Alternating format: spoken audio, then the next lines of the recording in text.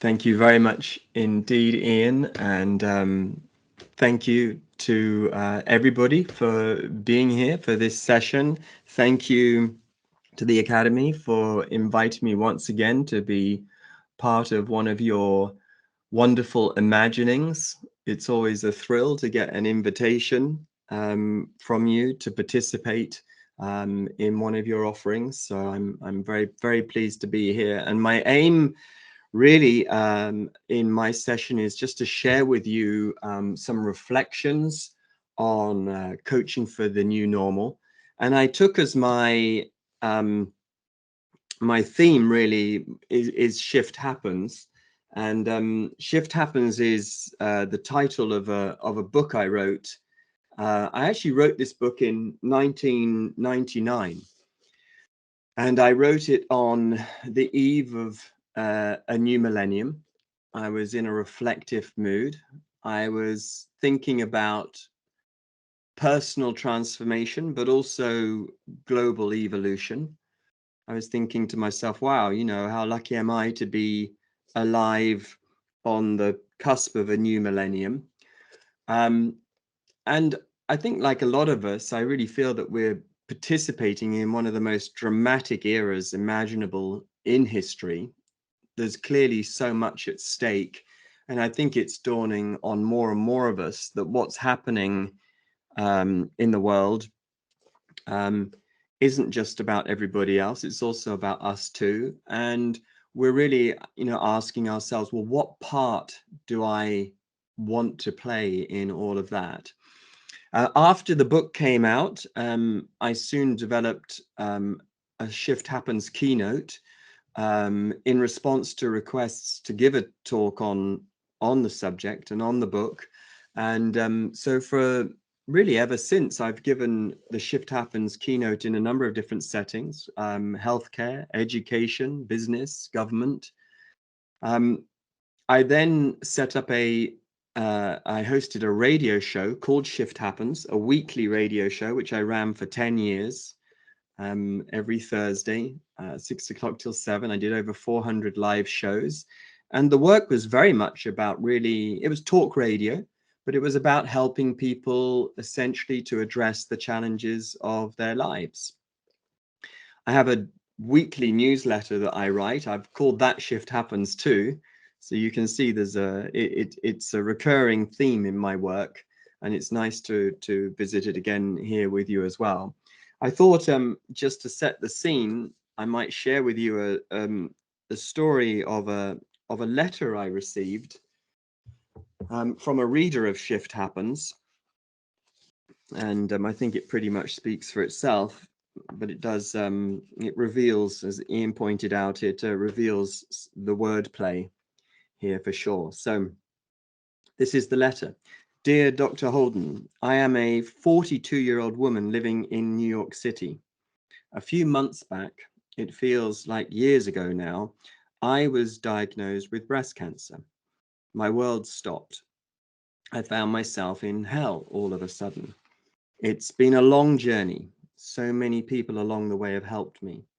There have been many miracles, many miracles. One of them was finding your book on an empty seat on a subway train one day. I remember when I picked up your book, a voice in my head said, "This is a gift for you." I took one look at the title and I smiled. The title was perfect. The title summed up how I felt about my life. This is exactly what I need right now, I said to myself. I read and reread your book over the next few weeks. I kept it in my handbag. It sat on my bedside table. I took it to my doctor's appointments. Your book was my companion. It has been a friend to me. Yesterday, I received the all clear from the doctor. I am well again, but in a different way. Now I am well in my soul, not just in my body. This whole experience has helped me to see everything differently. I mean, everything differently, even the title of your book. You see, I thought I was reading a book called Shit Happens. The title was perfect. Every day, 10 times a day at least, I picked up Shit Happens and read another chapter. I even recommended Shit Happens to all my friends. It was only yesterday, while sitting on the subway on my way home from the doctor, when I got out Shit Happens again, that I saw for the first time what the real title of your book is. I like this new title. The title is perfect, and it sums up how I feel about my life. Thank you, Jenna. So I think it's fair to say that when we look at the psychology of change, we are always addressing two things, really. We're addressing what's happening in the world around us, what's changing, but also we're addressing our response to what's happening in the world around us as well. There is a theory which says that most of us actually don't really experience the world as it is. We experience our story about the world and the story we're telling. And so therefore it's vital that we know how we are responding to the world. In particular, a world where change is the only constant, really. Whether we like that or not, or accept it or not, it is true, isn't it? Everything changes eventually. I thought I would start with the death of normal. In my Shift Happens keynotes, I often start here. And over the last 20 years or so, I've been saying pretty consistently that I think we are witnessing the death of normal. The old normal is passing away. Our normal, the normal we are used to. And I think this is true for every sector that you're working in. I think, you know, I'm not sure if there is a profession or a sector or any area of life that isn't changing radically at the moment. Often, I imagine we fantasize that we just want to find that place, that profession where everything is steady and predictable. But as I say, I'm not sure one of those exists anymore. The death of normal is everywhere. And maybe that's not such a bad thing. I think our normal, the one we're used to, has had a very short history anyway. And while it was good for a few people, I don't think it's been good for the majority. I think also in our hearts, we know that there is a better way. A lot of good things could happen on our planet that haven't happened yet, and maybe it's time they did. So this death of normal gives us an opportunity to rethink and reimagine our life, as scary and as unpredictable as that is. And I think also for us to really try to remember what's real and important and true.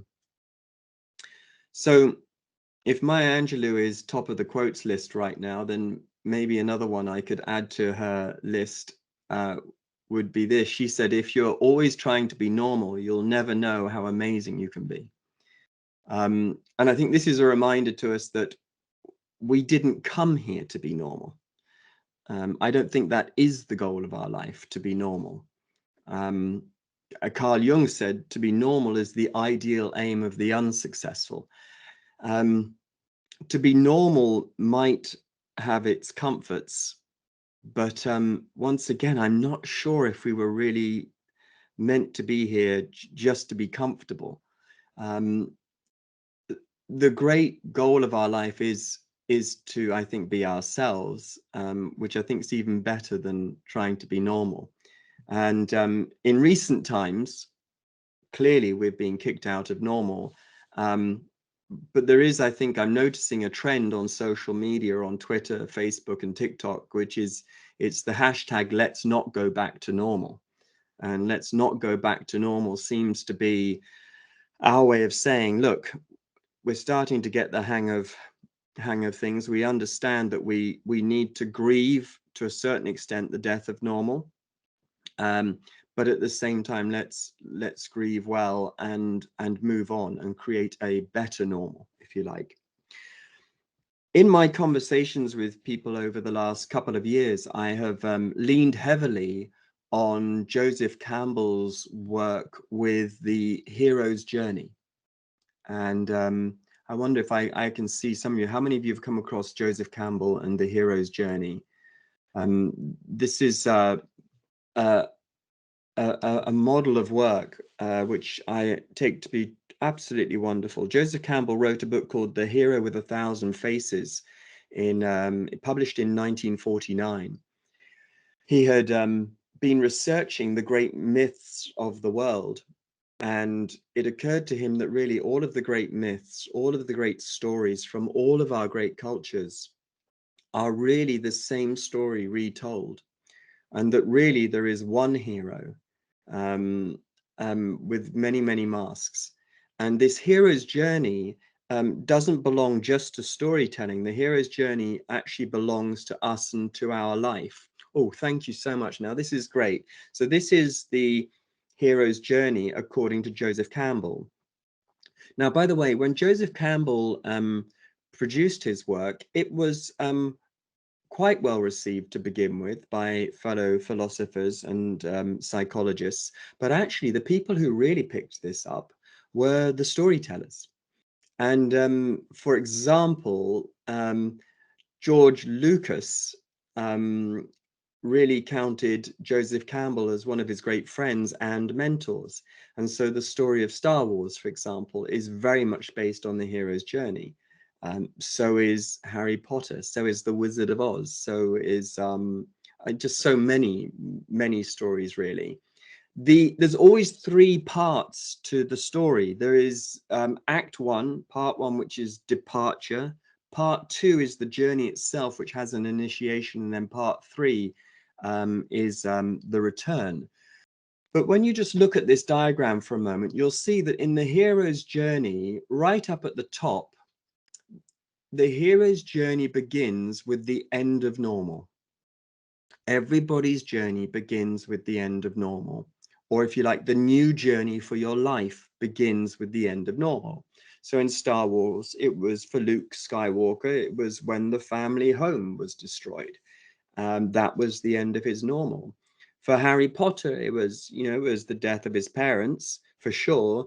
But also, of course, it was after he received a letter, and that letter had an invitation in it, and the invitation was an invitation to come out of normal and go on an adventure. In The Wizard of Oz, it would be the cyclone that happened. Or in another story, it would be when Gandalf visits the Shire. So this is the end of normal. And with the end of normal, you'll see right at 1 o'clock, we have the call to adventure, and then we have the refusal of the call. So that'll be what I just focus on here for a moment. But if we just think about the end of normal for a moment, the end of normal can happen to us personally, but of course it can also happen to us collectively as well. And I wonder if just in the chat for a moment, I could ask you just to give me some examples of a personal end of normal. What might be an example of an end of normal? Sometimes called the inciting incident, the thing that prompts a change. And if you'd be kind enough just to pop some bits and pieces into the chat, that would be amazing. So yes, thank you, Amy. Having my first child, there you are. That is absolutely going to be an end of normal. And Diana, yes, a divorce. And then Julie, children leaving home, a bereavement, a new job. Yeah, a near-death experience, perhaps changing the way we look at life entirely, and prompting us to make, many maybe new decisions. Elizabeth, death of a parent. Thank you. Yes, death. So always this sense of an ending for sure. With a redundancy, for example, that can be also feeling like the death of an identity. Yeah, the end of a chapter, becoming a grandparent, going to university, getting a dog. Nicola, getting a dog. Tell us why that was an end of normal for you. It'd be nice to hear why that one was. Retirement, empty nest. Yeah, being a parent. Thank you. Start of an adventure. That's right. A return from illness. An illness in itself can be the end of normal. An injury, exactly. Emigration, yes. Great, thank you. It's just nice we all get a sense of what that end of normal might be. For most of us, the end of normal interrupts our schedule. It's not the schedule we were living to or working to, and it severely interrupts the plan for our life. And indeed, Joseph Campbell says that if you are going to take on the hero's journey, we must let go of the life we have planned so as to accept the one that is waiting for us. Now, that sounds all very well and good, but in the end of normal, we're normally full of grief already. And it doesn't feel like a new adventure. It feels like the end of our life. So this can be a very, very difficult experience to deal with. Working from home as well, Heather, just noticed that. Thank you. Yeah, so that's, again, very, very different, especially, by the way, if we layer on introversion and extroversion, for example. Now, the end of normal can, of course, be personal, and of course, it can be collective. And so certainly with COVID and the coronavirus, this really has been an end of normal for an entire generation. The entire generation has been affected by this. So within the end of normal, there is an invitation to a call to adventure, a new chapter in our lives. At this point, our work is simply to say yes to the call to adventure. That's all we have to do. We can say, I don't like it, but I'll say yes to it. I'm upset, I'm annoyed, I'm in grief, I'm scared, I'm worried, but all I need to do is say yes. Joseph Campbell said, the big question is, will you say a hearty yes to your adventure? Yeah, as an example. Elaine, yeah, thank you. So you're giving us a collective example. Maybe we could take in a few more collective examples here. And so exactly, the menopause then is going to be something clearly that happens to us personally, and then as well, it's a collective experience.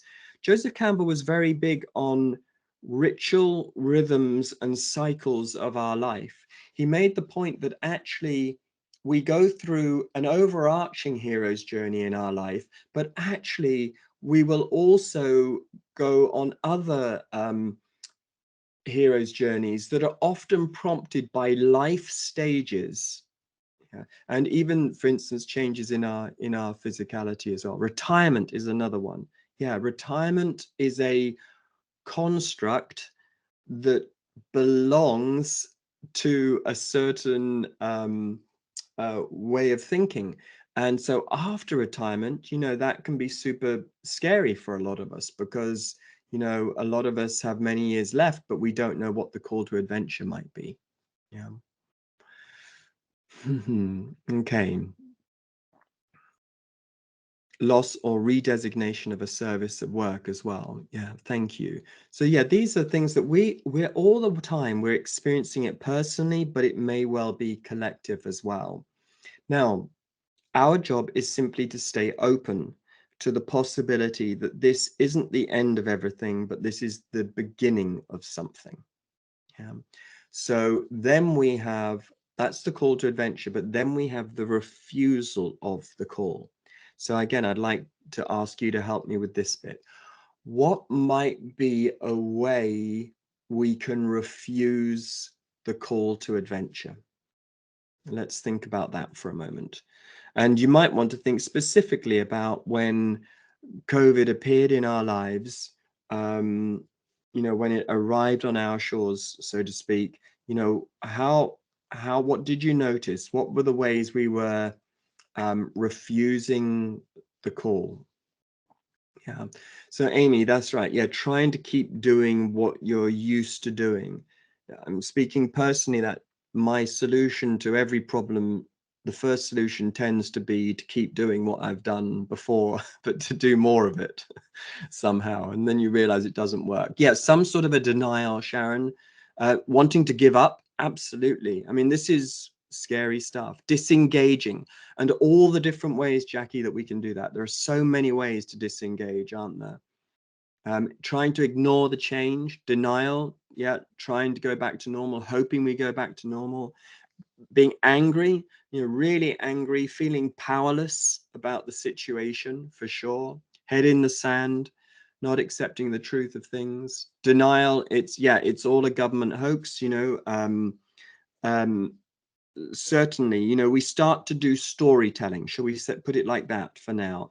So a lot of storytelling happening. But whilst we're doing all of this storytelling, we're not getting on with the story of our life. So in some ways, it can be used as a distraction. I'm trying to be contextual and respectful, not too generalistic, but hopefully you get the idea. Doing an online exercise class, keeping a routine. Yeah, John, I think that's a good point, that, you know, sometimes when everything is changing, sometimes it's nice to try to keep some things the same. I remember, for example, just I was cooking a lot around about April, May and June last year, and cooking a lot of our favorite meals. And, you know, like that was something I could control. Yeah, that was something I could look after. Trying to ignoring it, telling myself that I won't be affected by it. Focusing on what has been lost, yeah, which is part of the grieving, but to the point that we don't see what the new opportunities might be. Yeah, exactly. Now, we can refuse the call, says Joseph Campbell. We are absolutely allowed to refuse the call. If we do refuse the call, at some point, though, we may realize that while we feel safe doing this, we don't feel very alive. We lose a sense of aliveness. And so eventually, if we want to recover that sense of aliveness, we have to once again meet that resistance and then say yes. And in saying yes, that's when the journey begins. And I'll stop here, but if you can just see, we're going to go over to supernatural aid. Supernatural aid just is so tantalizing. I just want to say one bit about that, which is that once we do finally say yes to the possibility of a new adventure, if we really say yes, it's interesting to watch, and that Carl Jung would be absolutely an advocate of this. When we say yes to our life, synchronicity, life seems to play a hand. And in saying yes, we begin to notice that one or two things start to go our way at last.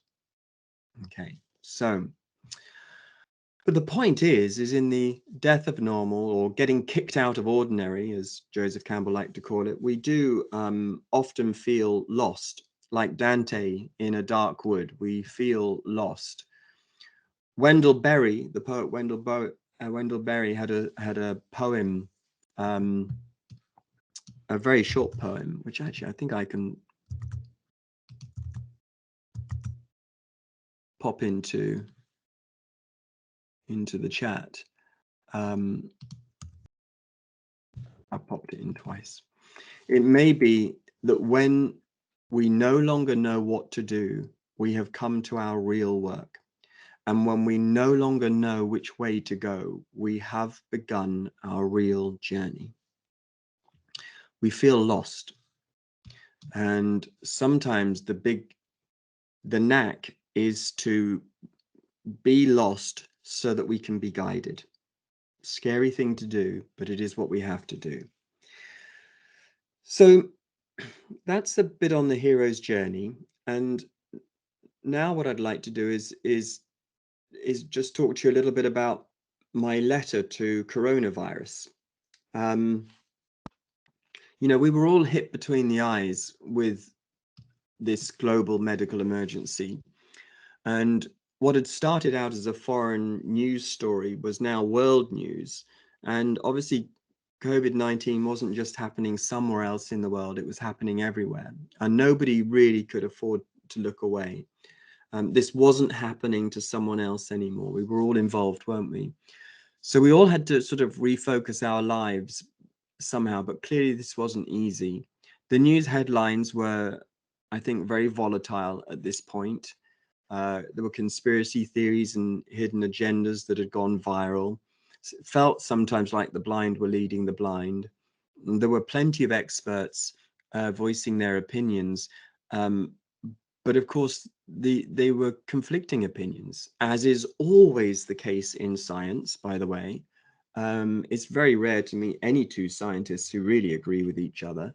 And part of academic training is to make sure we question each other the whole time. So it was a big time, wasn't it? And I remember just one day deciding to write a letter to coronavirus. Now, partly what prompted me to do this, by the way, is that one of my heroes is St. Francis of Assisi. And St. Francis had a way of talking about everything as a brother and a sister. So brother sun and sister moon. It would be sister lark, for example, and brother wolf. And even death, he referred to as sister death. So I started to think of COVID as sister COVID. And I wrote a letter. I had no idea what I was going to write, but I just, the inspiration for writing the letter was realizing that I'm not in right relationship with coronavirus. I'm pretending it's not here. I want it to go away, and I need to get in right relationship with it. So I started to write this letter, and it was actually in the middle of whilst I was editing a book of poetry that was about to be published. So the letter sort of turned into a poem, because everything was turning into a poem around about then. So look, anyway, here's, in short, here's the letter. I said, "Dear coronavirus, I am waking up to a new world today. Your presence has disturbed me from my sleep. You have kicked us out of normal. We cannot keep on living the way we were. Wives, husbands, brothers, sisters have lost their loves and lives to you. What more will you take from us? Our minds, our hearts, our love too? Very well then. I will accept your terrible invitation, dear coronavirus. I, for one, will not squander this hour of pain. I'm going back to the drawing board with 2020 vision, and I will live with imagination. I've been self-isolating for way too long, cut off from reality by a narrow self. Self is not a singularity, self is plural. This morning, the sun also rises as I come out of hiding. I ask my heart, which is where God lives, how I can start to widen my circle of love. I see the bigger picture now. I'm all signed up and I'm good to go. I know what my work is. I'm here to spread the love."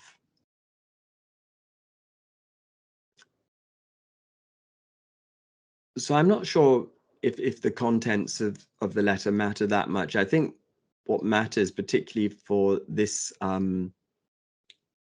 conversation, is the fact that, you know, I just went ahead and wrote one. And as I say, I did it to get in right relationship with coronavirus, to not miss this terrible opportunity. And one of the things I really wanted to do, and what I found myself really helping my clients with at this time, was really thinking about the narrative that we were telling ourselves. I'm just putting the finishing touches to a new book, and if I may, I'll just read a couple of bits from the book as I go. I'm just going to read this off the screen, but it's to do with the narrative, the story we're telling about COVID. And so in the new book, I'm saying the dominant metaphor used by world leaders with COVID-19 is that we are at war with an invisible enemy. We are at war with a virus and not winning it, declared UN Secretary General Antonio Guterres at the G20 virtual summit. This was echoed by so many leaders all around the world. And still, the war metaphor steered the narrative towards battle plans, war campaigns, lockdowns, frontline workers, and being under siege. Yeah? Now, I'm reading again from the new book. The upside of using a war metaphor is that it sounds a siren to wake everybody up. It creates urgency and it galvanizes a fast response. The downside is that a war metaphor turns everything into a game of soldiers and enemies, and not all problems can be solved with a war mentality. You can't bomb a virus. Viruses aren't trying to attack you. Viruses are not terrorists. Your body is a home to over 380 billion viruses in its virome, in case you didn't know. A war metaphor can encourage psychological traits like courage, teamwork, and sacrifice, but it doesn't do much for traits like openness, humility, and a willingness to learn. Working with new metaphors can help broaden and build our thinking and our conversations. So with that in mind, I would encourage my clients to think of the most helpful metaphor that they could be using with COVID-19 so as to be in right relationship with what was happening around them. And one of the metaphors that I used personally for COVID-19 was the metaphor of an X-ray. And as we know, like an X-ray enables you to look inside yourself. It helps to diagnose different maladies, doesn't it? Like bone fractures or heart conditions. And an X-ray can show you where you're in good health and also where and how well healing is progressing. Now, if COVID-19 is an X-ray, then as a metaphor, then I think it really did force us to look into ourselves and also to look into our society. And this is what I was asking my clients to think about. On a personal level, what is the COVID-19 X-ray showing you? How good is your health, for example? How good is your relationship to your immune system? What is the balance of your lifestyle like? How are your relationships, your happiness levels, your spirituality, your sense of purpose? But then also on a society level and a global level, what is the COVID-19 X-ray showing us? What are the major fractures that COVID-19 is showing us? Economic inequality, for example, systemic racism and gender discrimination have all been exposed, I think, in the last few months in a bigger way than ever before. Unsustainable farming practices, unjust social welfare policies, the profit-led health industry, and global business pollution, for example, have all been exposed by our COVID-19 X-ray. So, yeah, this is an example of something that of a metaphor. We're trying to find the metaphor that's going to help us be in right relationship. Another one that I stumbled across was by Susanna Roy, the author of the novel The God of Small Things. Now, she wrote an article published in the Financial Times entitled "The Pandemic is a Portal." So this is a different metaphor. And it's a really thought-provoking piece where she says, historically, pandemics have forced humans to break with the past and imagine their world anew. This one is no different. It is a portal, a gateway between one world and the next. We can choose to walk through it, dragging the carcasses of our prejudice and hatred, our avarice, our data banks and dead ideas, our dead rivers and smoky skies behind us, or we can walk through lightly with little luggage, ready to imagine another world and ready to fight for it. So I guess the idea here is looking for that metaphor that will be most helpful to us, so that we can really think about how we would best like to respond. And one of them was an X-ray. Another one, by the way, was simply the idea of an invitation. The idea that actually COVID-19 is giving us an invitation. And then what is that invitation? Okay, so from there, I thought I might share with you, if I may, another idea, which is really the idea of I called it boosting your spiritual fitness. In challenging times, the thing that I know to do really is to commit to my spiritual practice. When I don't know what else to do, if I commit to my spiritual practice, and I do have a spiritual practice, a practice that I do daily, I find that's what helps me to look after my body to make contact with my heart, and hopefully to access my best thinking, which clearly is key, because in challenging times, that's often when my psychology goes haywire, and it's full of worry and doubt. I think we've all heard the Einstein saying that we cannot solve our problems with the same thinking we used when we created them. Einstein also said this. He said, if I had an hour to solve a problem, I'd spend 55 minutes thinking about the problem and 5 minutes thinking about solutions. And I take that to be, really, really, I mean, it's just so good. It makes so much sense. It's a bit like, before we go to war, using the war narrative, let's make sure we know what the war is, and also let's make sure we know who the enemy is, as well.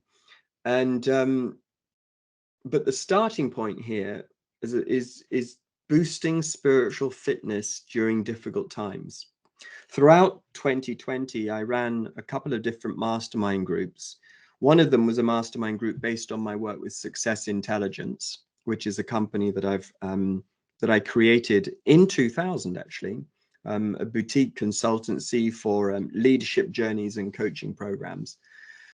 And in the mastermind, I work with about 16 people, so it's quite a small group. We meet up every couple of weeks over the space of about 6 months, and it's our chance really to think about our lives. But one of the things that I say in that mastermind is that success is having a daily spiritual practice that you do daily. Many of us have a spiritual practice that we do almost every day. So almost on Monday, almost on Tuesday, almost on Wednesday. But the key is to find something that supports us in our spiritual fitness, something that we're going to want to do daily. Now, why is this important? Well, if we go back, for instance, back to last March, we were witnessing the death of Normal. And I remember we were all feeling, I think, rather overwhelmed. We were in reaction rather than really responding at this point. And I know what I wanted, quite honestly, was some facts. But facts were hard to come by. So mostly all that was available was the news. And, I quickly realized that the facts and news are not always the same thing. So the key was to start to dig around for really trusted sources of information, which was hard work. And then on March the 18th, the World Health Organization issued a statement entitled Mental Health and Psychosocial Considerations During the COVID-19 Outbreak, in which it was recommended that we minimize watching, reading, or listening to news about COVID-19. So this is from the World Health Organization, March 18th. And we are being asked to, it's been recommended that we minimize, this is a quote, minimize watching, reading, or listening to news about COVID-19. And so, yeah, I think, what was really clear to me was that before we switch on the media, we have to connect with ourselves more fully. And we have to find our own, make sure we're connected to what keeps us spiritually fit. Now, I appreciate spiritual fitness is a big thing I'm talking about here. But I wonder, my goal here is I don't want to, if it's all right, I don't want to define spiritual fitness because I think any definition will make it too small. What I would ask you in this moment is just to think about, what does spiritual fitness mean to you? Even just there's two words, spiritual fitness. And again, I would love some comments, please, in the chat as to what spiritual fitness means to you. And I don't think you can get this wrong. I don't think there's a wrong answer to this. But what does spiritual fitness mean for you? If we could get some responses on that, I'd be very, very grateful. So Melanie, thank you. Yeah, a sense of well-being. So that's it then. How can I, in these very challenging times, make sure I am extra committed to my sense of well-being?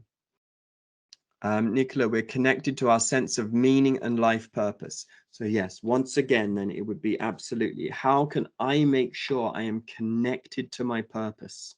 Yeah. Especially, by the way, when maybe so many things are happening to my job, and I take purpose to be bigger than a job, when there's so much uncertainty about my job and the office I'm working in and the arrangements, my purpose, let's get back to that. That might be something I can control. Sarah, being true to myself. My spiritual fitness is about being true to myself. So there we are. That's a perfect working definition as far as I'm concerned. How can I be true to myself when I'm turning on the news and I am being inundated with certain styles of reporting that are very much part of the post-truth society that sociologists say we're living in right now? Yeah, so that's massive, isn't it, to be able to do that?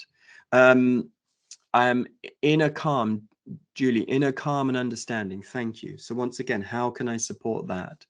Ray, balance. How can I be balanced? How can I connect to my inner self? Sharon, thank you. A calm consciousness, mindfulness. Thank you. Checking in with myself. Centering, grounding self and soul, Janet. My relationship with my God and to nourish my inner being, Diana. Yeah, this is it. Wonderful. Thank you so much for contributing here. This sense of spiritual fitness, I think, so important. One of the things I've noticed is that in challenging times, a lot of my clients would mirror back to me something that I do too, which is we basically make this deal with ourselves, which is I'm going to cope with this situation.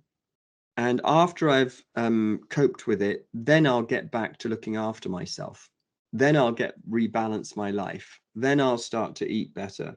It's almost like I've got to get through it first, and then I'll get back to looking after myself. And of course, the great work is, especially during challenging times, is to say, no, I've got to do that in the middle of the storm. Somehow this is my work.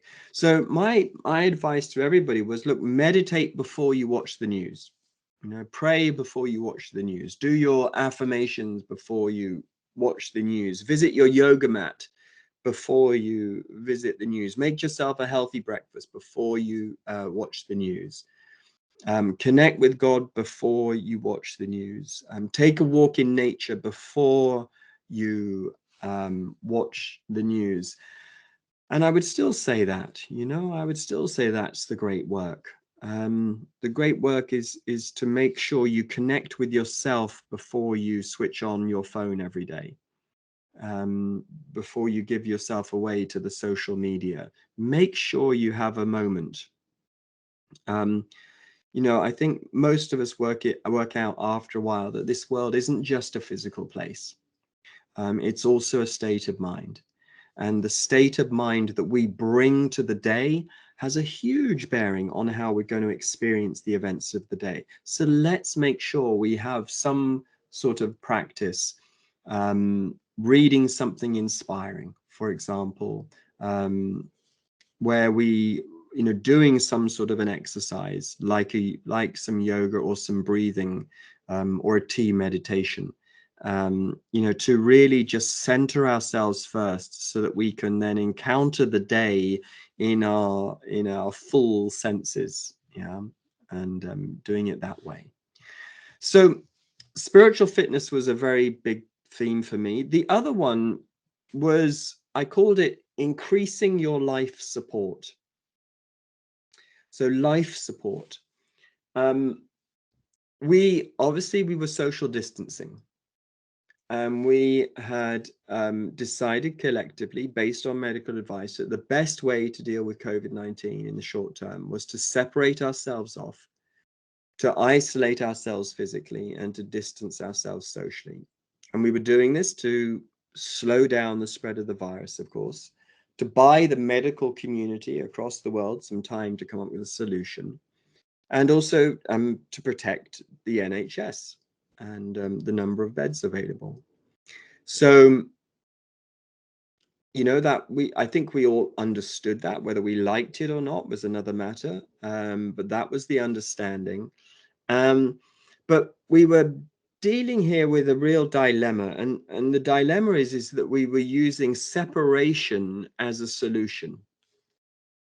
And yet, if we look at the bigger picture of humanity, we see that separating ourselves out from each other, is actually our core problem.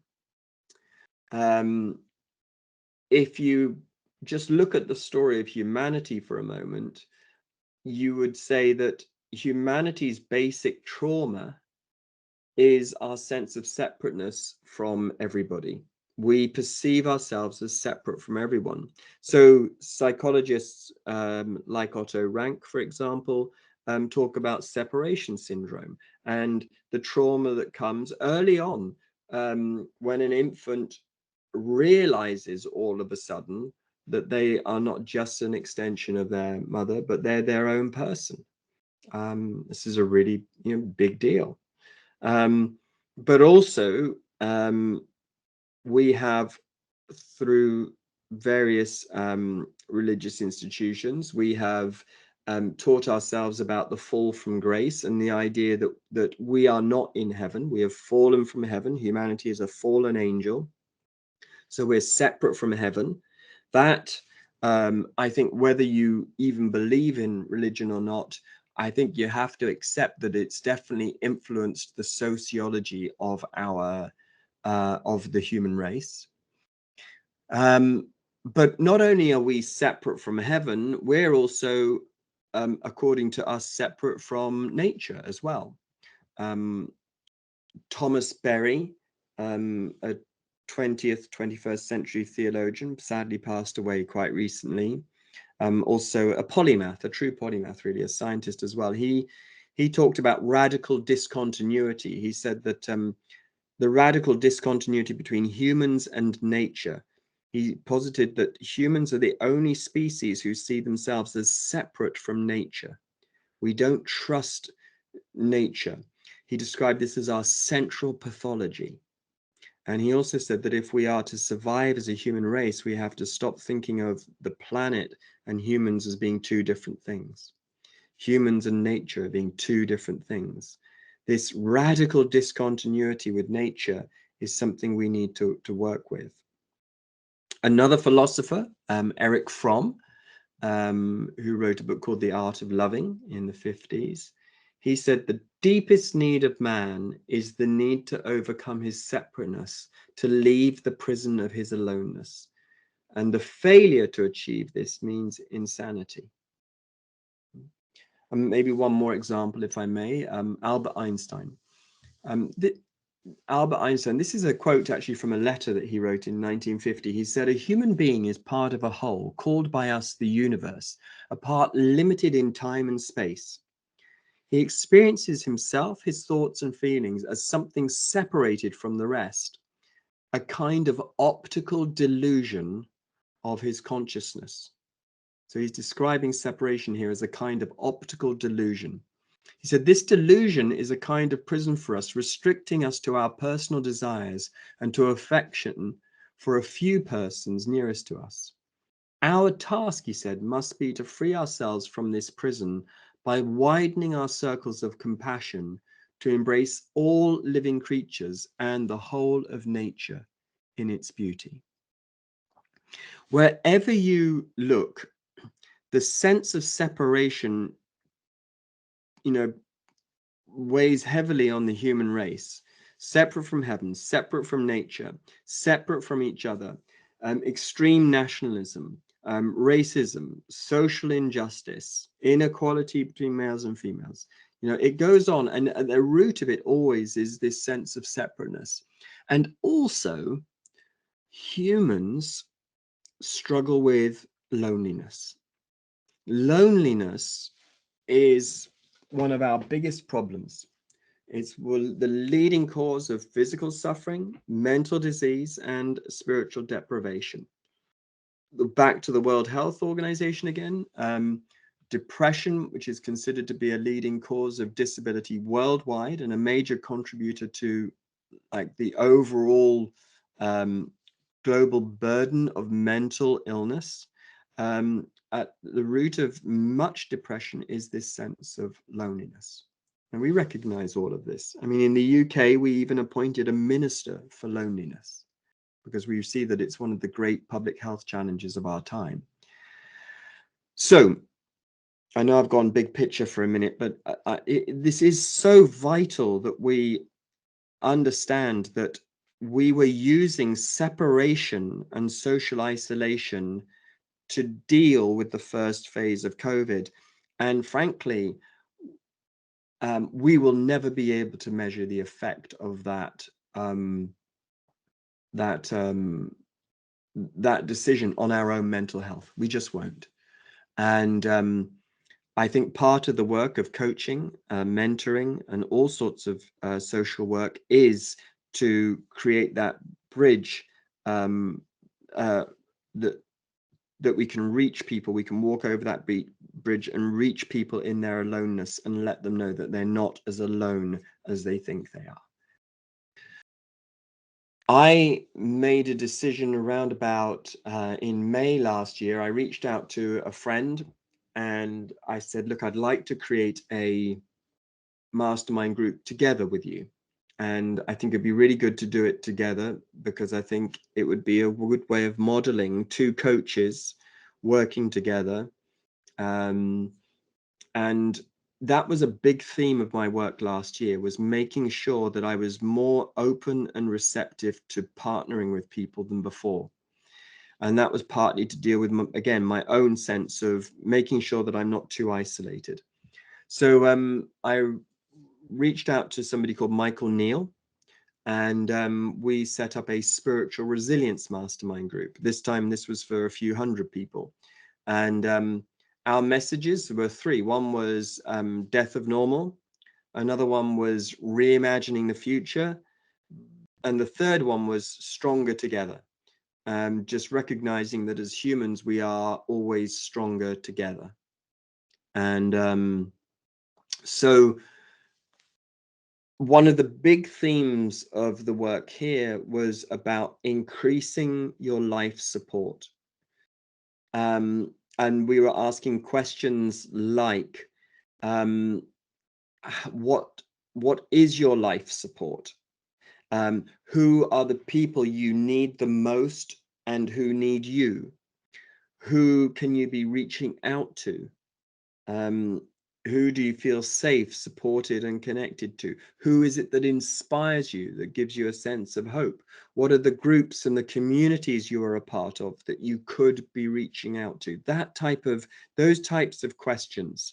As somebody who often coaches people in leadership positions, you know, there is such a thing as the loneliness of the long distance runner, the loneliness of the leader. Leaders often feel lonely in their positions. And it's the sort of thing that we often work with when we're coaching and mentoring, is how can I find a way to reach out and ask for more support? So yeah, this was the great work at this point. Just making sure we're doing our spiritual fitness, which is great. I sort of think of that as the vertical line, but the horizontal line is don't do it alone. Make sure your life support is strong. And I know for me, you know, I as well as doing the spiritual resilience program, I also reached out to my brother-in-laws, my father-in-law. We set up a bit of a boys' evening where we would do it. There's like a wine club on Zoom.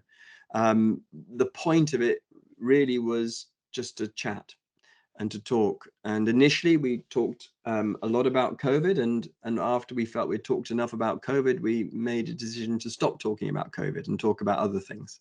And those I think whenever we can help people with that sense of life support, I think that's a really good, a really good idea. I often talk about in my work dysfunctional independence, and dysfunctional independence is my term for when we take self-reliance too far. And self-reliance, I think, is a great thing. It's really, really important. We learn to stand on our own 2 feet, of course, but at the same time, too much self-reliance is too much of a good thing, if you like. And our dysfunctional independence can cause us some trouble. Now, this is a phrase you might not have ever heard of before, but really all I mean by it is unhealthy independence. And I wonder again if I could call upon you here to help me with this one. What might you imagine might be some symptoms of unhealthy independence?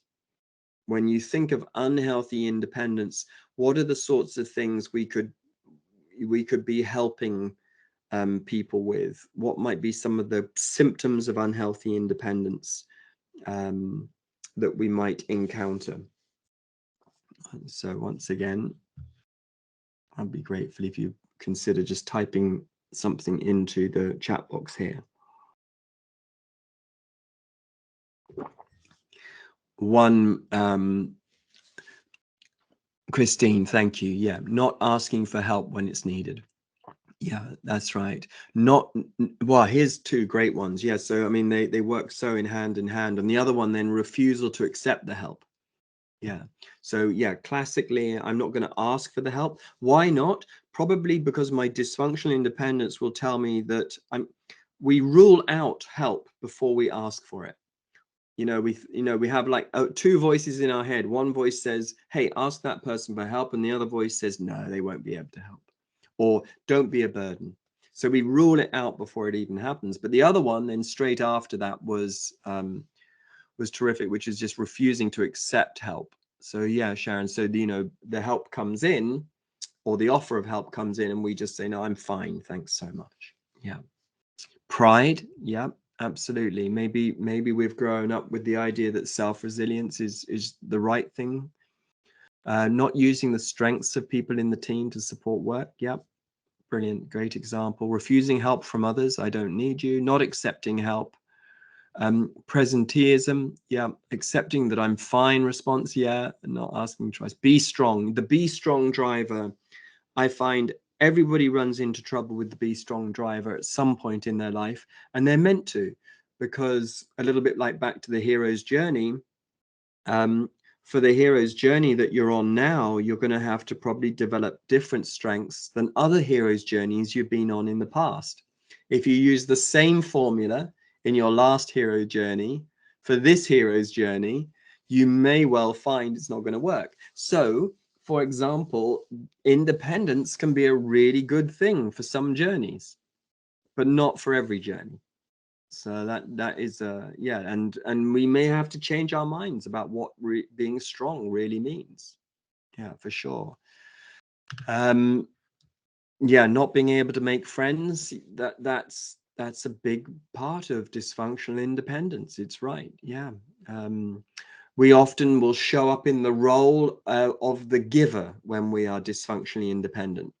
So we are in relationship with people, but we're in relationship through our giving, and it's the role we play. It isn't just what we do every now and then. It's our role. I'm the giver, and that's well intentioned, but the problem with it is that it all becomes one-way traffic, and nobody can give back to us. And when people feel they can't give back to us, then they feel sort of unemployed, a little bit useless, and like, what's the point? And that's not nice. It's not fun for them.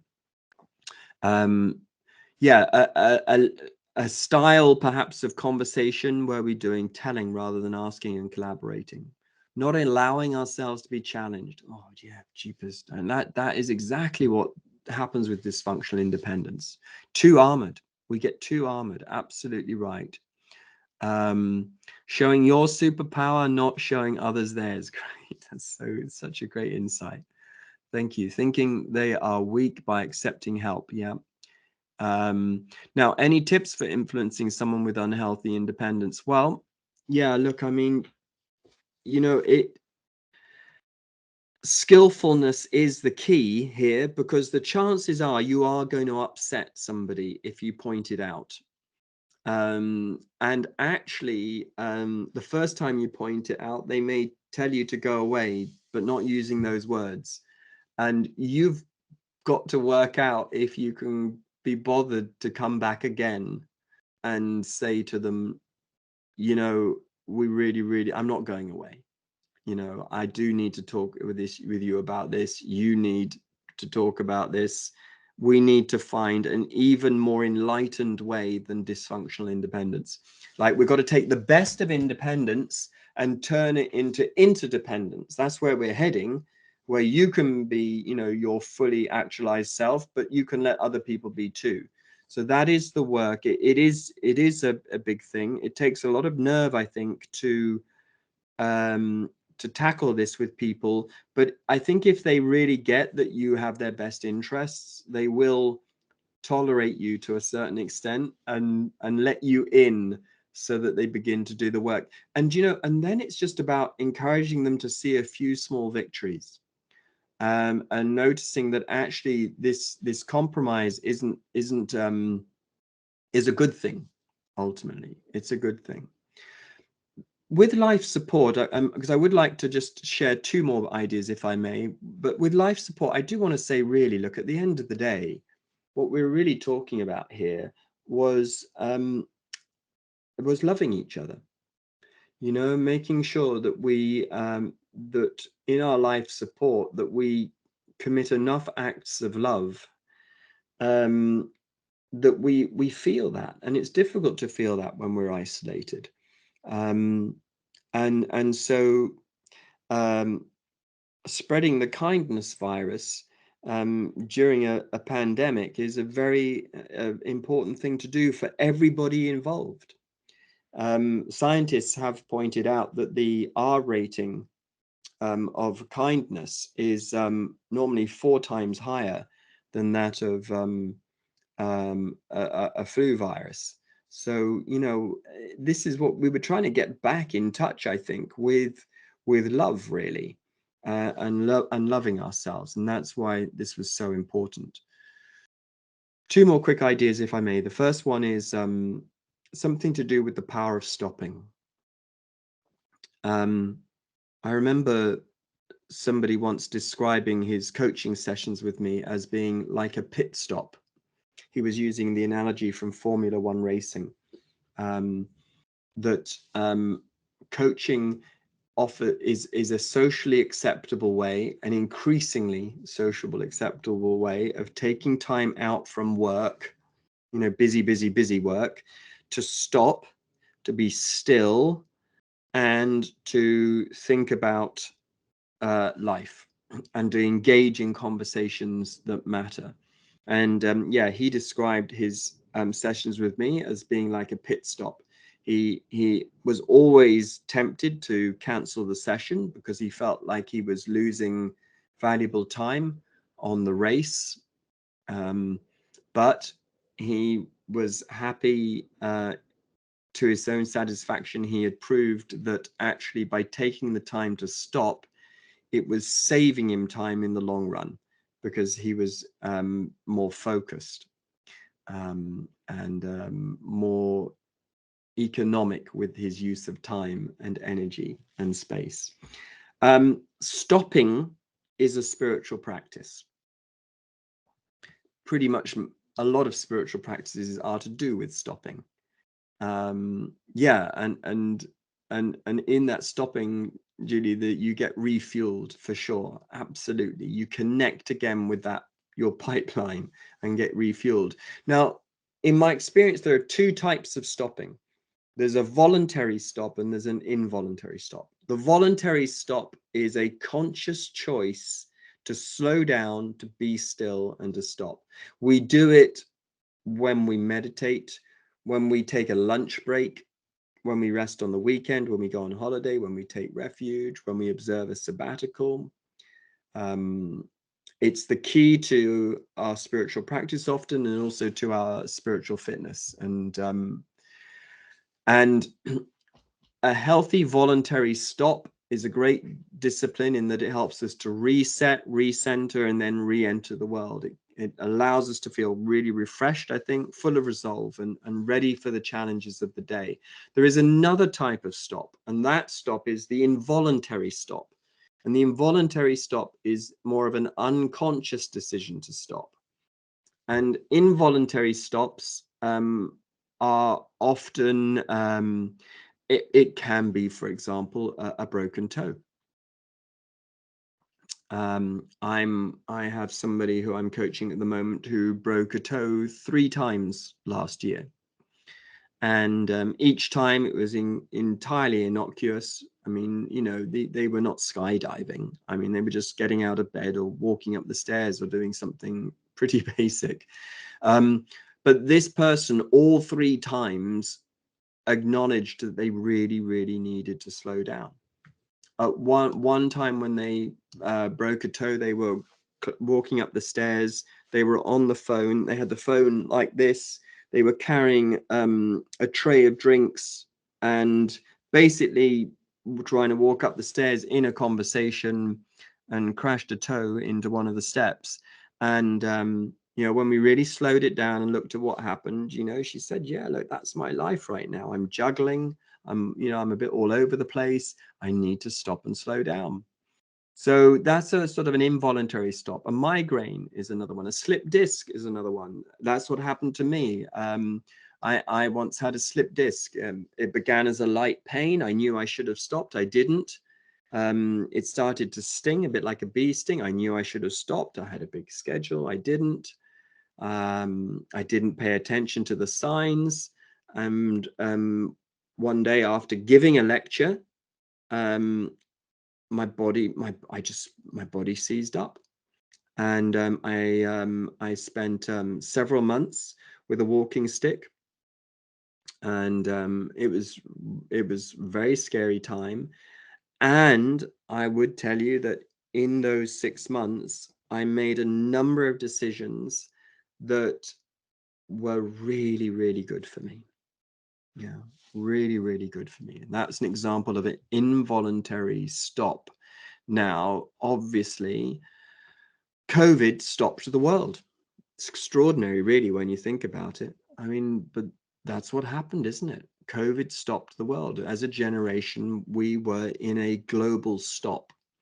And stopping is always, let's say, rather inconvenient for most of us. And then we get the hang of it. And then we have to see if we can find the invitation. See if we can find the gift. The gift of unexpected space. This is the idea I wanted to share with you. What is the gift of unexpected space? And I wonder if I could ask you one more time here, just to share some examples of what might be a gift that would come, the gift of unexpected space.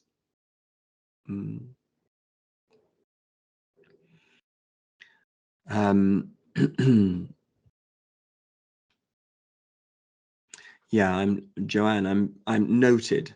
Yeah, not everybody was allowed to stop. And by the way, or could stop, or had the luxury of stopping. And yet, I would also say that our leaders have to be wise enough to make sure that in the long term, we are issuing people with the permission to stop, and that we allow space for people to stop. You know, I remember once working with a company that issued health days to people. This is quite interesting. The leader of this company said, look, you know, we know what happens is people take a certain number of days off ill every year. But if we were to issue health days, then maybe people would be less ill, and they need to not take time off to be ill. They could just have a health day. So they literally issued health days. It's quite radical, really, isn't it? But the idea was, essentially, look, we all need to stop from time to time. It has to happen. So anyway, if to get to the gift of unexpected space here for a minute, to have some me time, Rebecca. So maybe, like here was an opportunity to have some me time, working for home, meeting virtually, getting back the travel time. Absolutely. Yeah. And then making sure that I'm not just filling up that travel time, mindlessly, but mindfully, learning new skills or taking up new hobbies, time to reassess. Yes, a productive garden, Julie. Yeah, I'm trying to grow Brussels sprouts for the first time at the moment. I think they're on track. I haven't done it before. But yeah, so anyway, fingers crossed. Time to read more. Yeah, that's the gift of an unexpected space.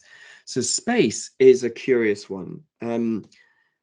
Most human beings, it's my experience, can't tolerate too much space. We don't really know what to do with ourselves if we have too much space. Too much space feels a little bit disorientating. Rather than being an exciting thing, it's disorientating for us.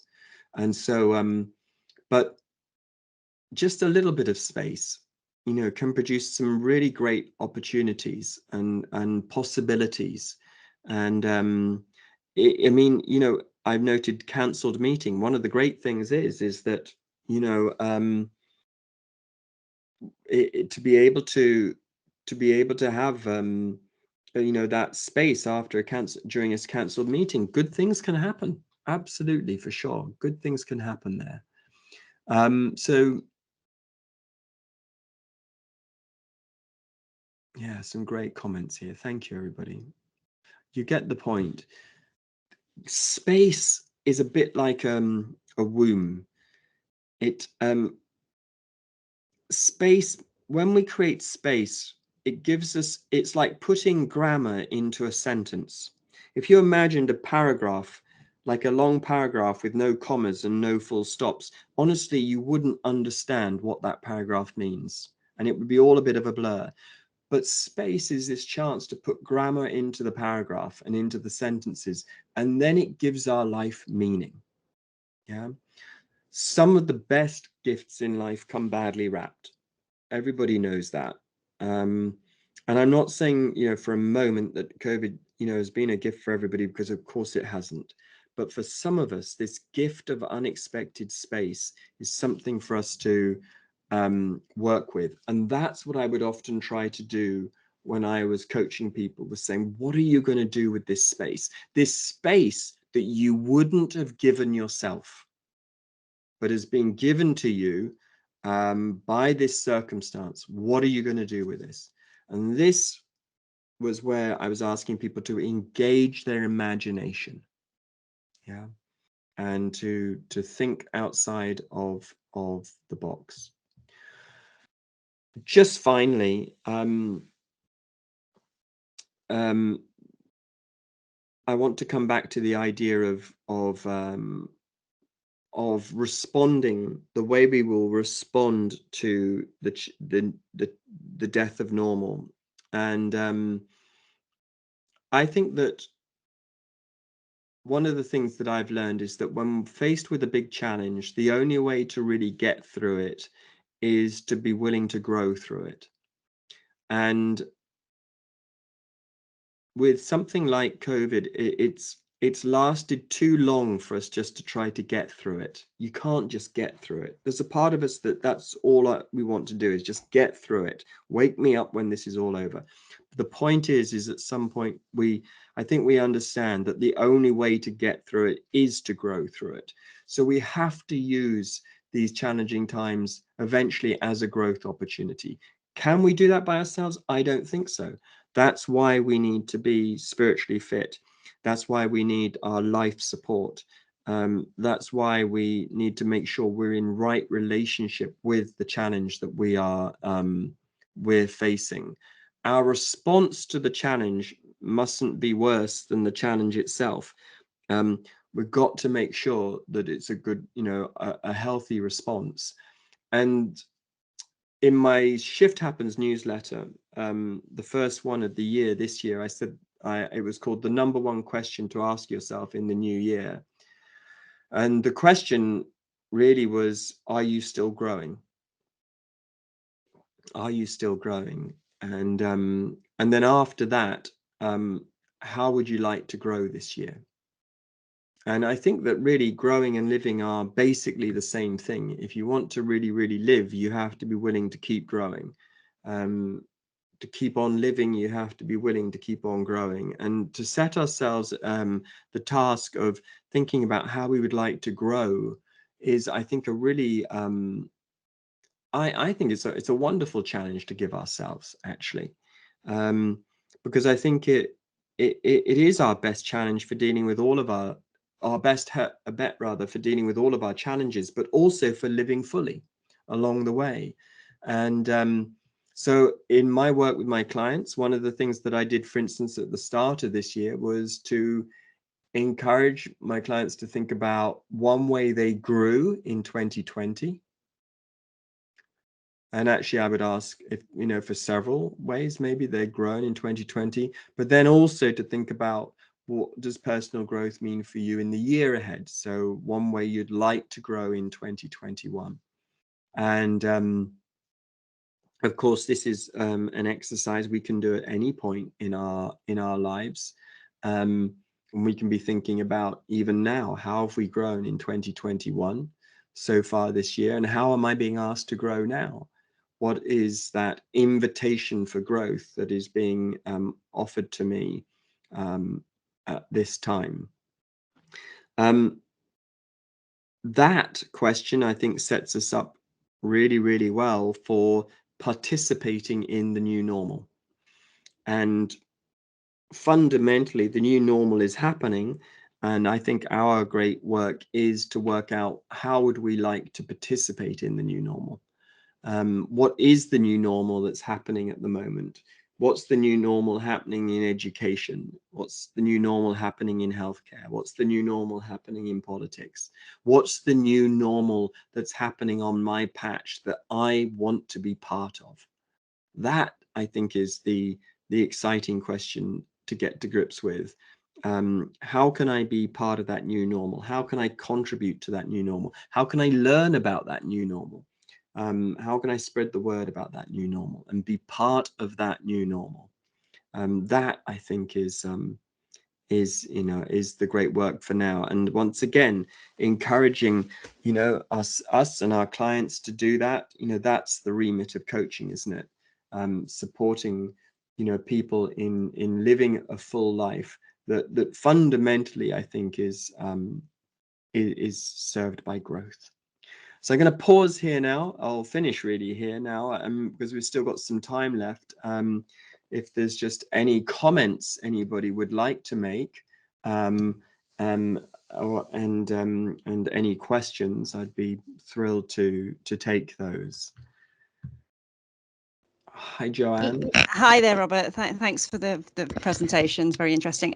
Just a quick question, really. I mean, at what point do you think we've obviously had the huge change with the pandemic, and it's really dragged on? At what point is this now our normal, and going back to, or a new normal, will become a change again? I mean, how long do you think it takes for us to accept that this is life? Yeah, I mean, I don't think it's over, this particular. Far from over. Yeah, this bit that's happening right now, it isn't over, is it? No. So yeah, we're navigating it, trying to make sense of it whilst we're still in the middle of it, aren't we? Definitely. Yeah. So I think it's clearly there's a lot here. It's Joanna, it's just not over. I just get that. I agree with you. I think that